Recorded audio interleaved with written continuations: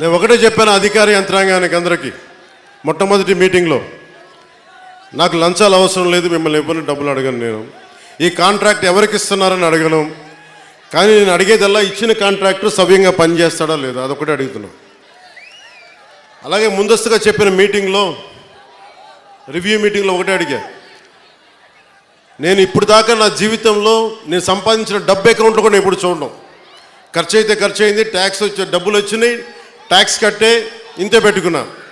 కానీ ప్రజల డబ్బు వచ్చేటప్పటికి, మీ డబ్బు అనేటప్పటికి ఎంత ఒళ్ళు ఉంచి పనిచేశానంటే, ఎంత ఒళ్ళు ఉంచి పనిచేస్తున్నాను, ప్రతి రూపాయికి లెక్క అడుగుతున్నా, ప్రతి రూపాయికి.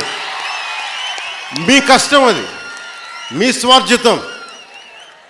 తాజ్మహల్ కట్టి నిర్మాణానికి రాళ్ళెత్తిన కూలీలు ఎవరంటారు? ఈ దేశ ప్రగతికి కండలు కరిగించింది ఎవరు? ఈ దేశ ప్రగతికి రక్త మాంసాలని ధారబోసింది ఎవరు? అది ప్రజలు, అది మీరు. అందుకే నాకు బాధ్యత ఉంది. నేను మీకు ఈరోజు నేను చెప్తా ఉన్నాను, ఆ రోజున ప్రమాణ స్వీకారం చేశాను, మొన్న మన కార్యకర్తల సమావేశంలో ప్రమాణ స్వీకారం చేశాను, ఎమ్మెల్యేగా నేను ఈరోజు మళ్ళీ మీ ముందు ప్రమాణ స్వీకారం చేస్తున్నాను. పవన్ కళ్యాణ్ అనే నేను భారత రాజ్యాంగానికి కట్టుబడి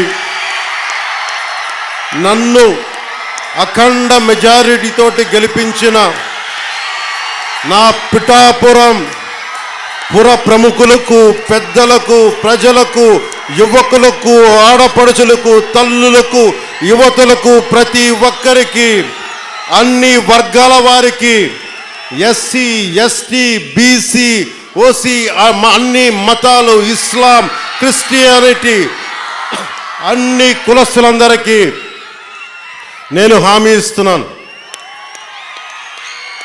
మానవత్వాన్నే కాపాడుతాను, మీ అభ్యున్నతికే కష్టపడతాను.